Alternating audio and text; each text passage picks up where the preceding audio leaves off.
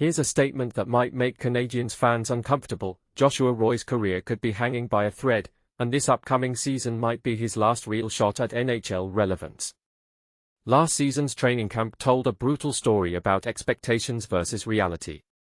The St. George's native arrived at the CN Sports Complex in Brossard with high hopes and a presumed roster spot waiting for him.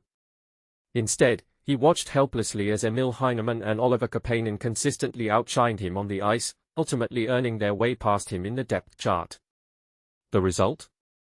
A humbling assignment to the Laval Rocket, where Roy managed to salvage some dignity with a respectable 35-point performance across 47 AHL contests. His brief 12-game NHL stint yielded just 2 goals and left virtually no lasting impression on coaches or fans alike. But here's where the story takes a fascinating turn that could completely rewrite Roy's trajectory. TVA sports journalist Nicolas Cloutu recently unveiled details about Roy's transformative summer training regimen in a revealing piece that showcased the young forward's commitment to reinventing himself. The architect behind this personal reconstruction? John Chaimberg, a renowned trainer whose client list reads like a who's who of elite athletes, including mixed martial arts legend Georges St-Pierre and NHL veteran Kristopher Letang. What makes this partnership even more intriguing is that Roy had to essentially audition for Chaimberg's services, proving his dedication before the trainer would even consider working with him. The physical transformation speaks volumes about Roy's determination.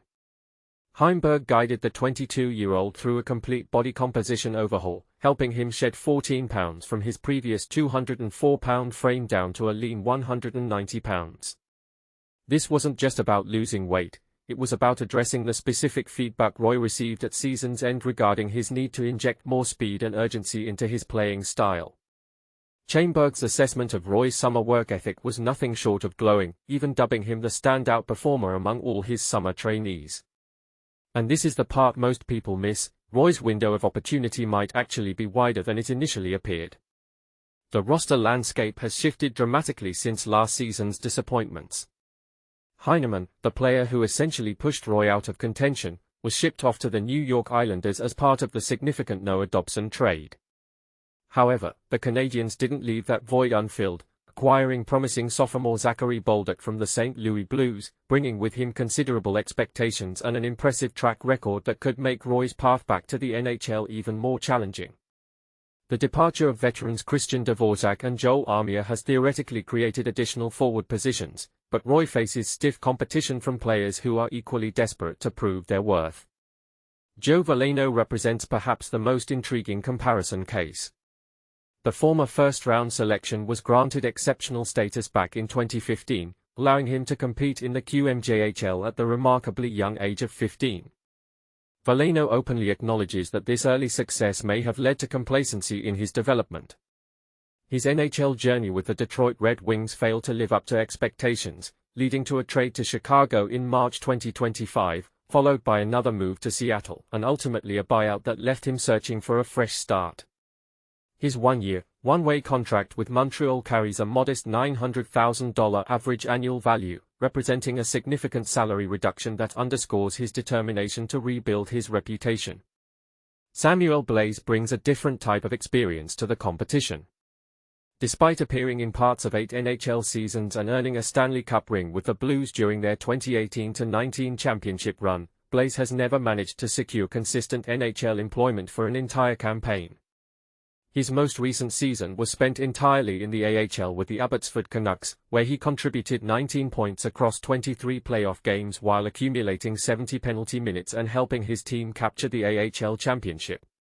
Like Veleno, Blais signed a one-year, one-way deal, though his league minimum $775,000 salary reflects the uphill battle he faces to re-establish himself.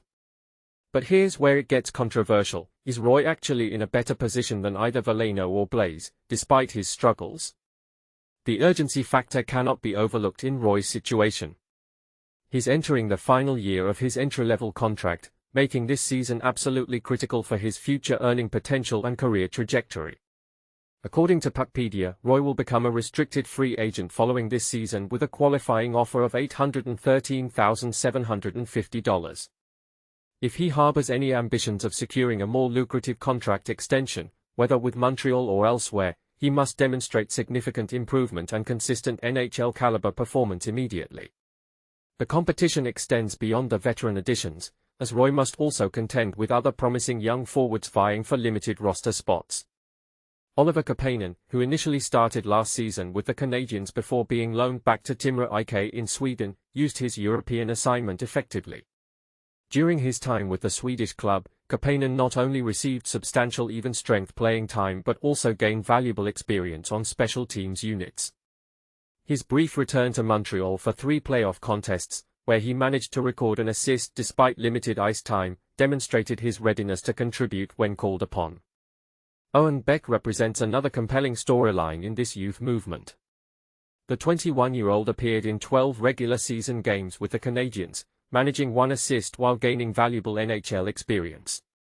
With 2 remaining years on his entry-level contract, Beck enjoys the luxury of time that Roy simply doesn't possess, allowing the organization to develop him more gradually without the pressure of immediate results.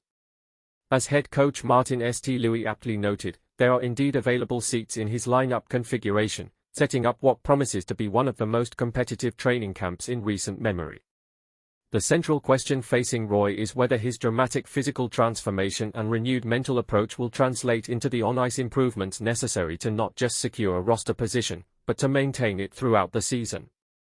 His summer dedication with Chaimberg suggests a player who has genuinely embraced the challenge of reinventing himself, but professional hockey has a way of exposing whether such efforts represent genuine evolution or merely temporary motivation. Here's what makes this situation particularly compelling. Roy's success or failure could serve as a blueprint for how young players should respond to professional setbacks. Will his commitment to physical conditioning and work ethic be enough to overcome the natural talent and experience of his competitors? What do you think? Is Joshua Roy's transformation story inspiring evidence of a player taking control of his destiny, or is it simply too little, too late for someone who should have made these changes earlier in his development? Should the Canadiens prioritize giving Roy every opportunity to succeed, or would they be better served focusing on players like Beck who have more time to develop? Share your thoughts on whether dramatic physical transformations can truly overcome fundamental skill gaps at the professional level.